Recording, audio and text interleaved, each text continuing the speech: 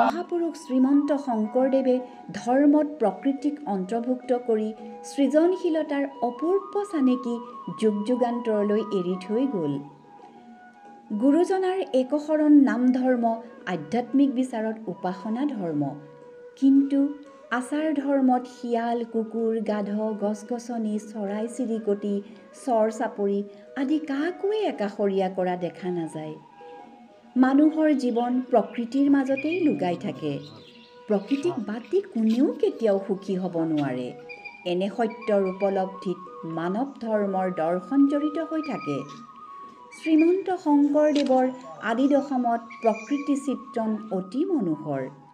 আদি দশমৰ অন্তৰ্ভুক্ত ৰাসক্ৰীড়াৰ বৰ্ণনাতো প্ৰকৃতিৰ বিতোপন চিত্ৰ ফুটি উঠিছে।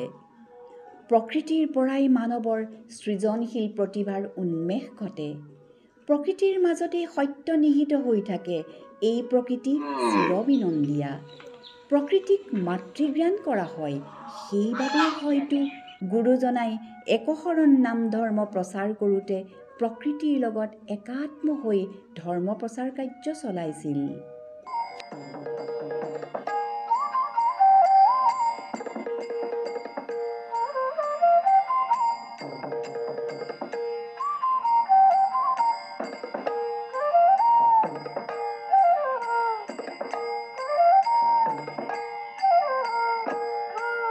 গুৰুজনাই প্ৰকৃতিৰ লগত একাত্ম হৈ ধৰ্ম প্ৰচাৰ কাৰ্য চলাইছিল।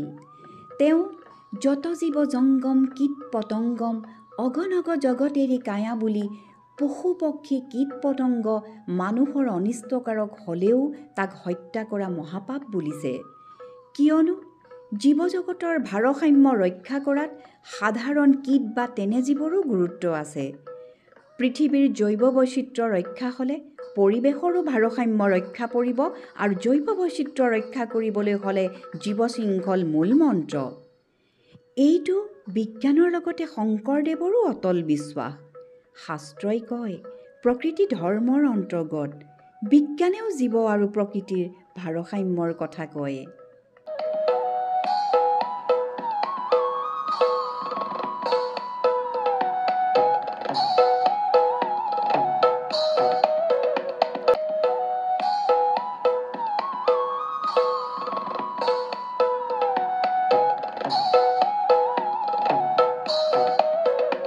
গুৰুজনাৰ শ্ৰেষ্ঠ সাহিত্য কীৰ্তিস্বৰূপ কীৰ্তন ঘোষাত জীৱ জন্তুৰ বৰ্ণনাই সুকীয়া আসন দখল কৰি আছে।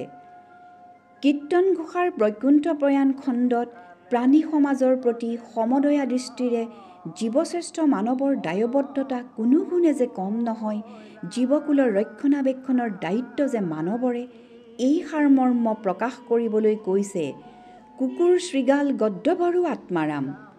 ক্ষুদ্ৰা ক্ষুদ্ৰ বস্তুটো সন্ধান কৰি ল'ব পাৰে চৈতন্য পৰম ব্ৰহ্ম। জ্ঞানীয়ে সকলো প্ৰাণীকে নিজৰ ভিতৰত দেখে, সবাৰ প্ৰাণৰ মাজত পৰম বান্ধৱ ঈশ্বৰৰ ৰূপ অনুভৱ কৰে।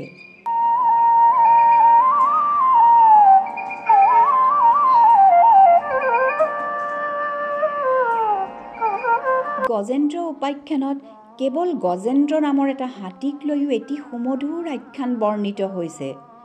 হাতী অৰণ্যত থাকে, কীট পতংগ পখিলা ভোমোৰা বিতোপন সৰোবৰত ৰাজহংস জাকে জাকে পৰি আছে।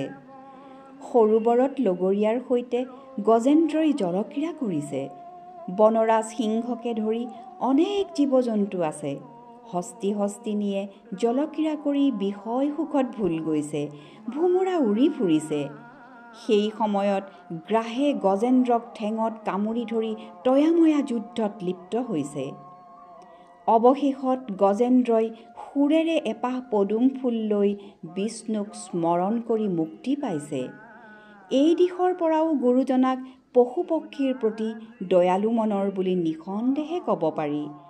মহাপুৰুষ শংকৰদেৱে এইদৰে ধৰ্মত প্ৰকৃতিক অন্তৰ্ভুক্ত কৰি কেৱল প্ৰকৃতিৰ শোভা সৌন্দৰ্যক প্ৰকট কৰাই উদ্দেশ্য নাছিল।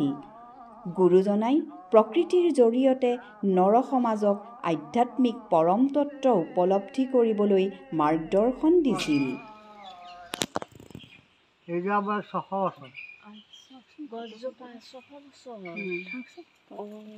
আকৌ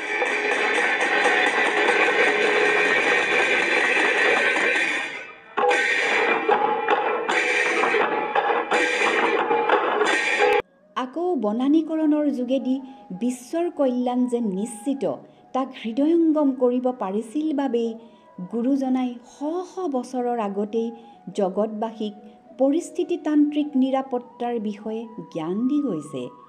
সেয়েহে তেওঁ বৃন্দাবনৰ পৰা কদমৰ গুটি নি বৰদোৱাত গজাই পুৰণি বাট পাওঁশিলৈ নি ৰুই ভকতসৱক বনানীকৰণৰ জ্ঞান দিয়াৰ লগতে ৰোগ ব্যাধিৰ ক্ষেত্ৰত প্ৰকৃতিৰ পৰাই ঔষধ সংগ্ৰহৰ অৰ্থে বনৌষধি গছ-গছনি ৰোপণ কৰিবলৈ শিক্ষা দিছিল।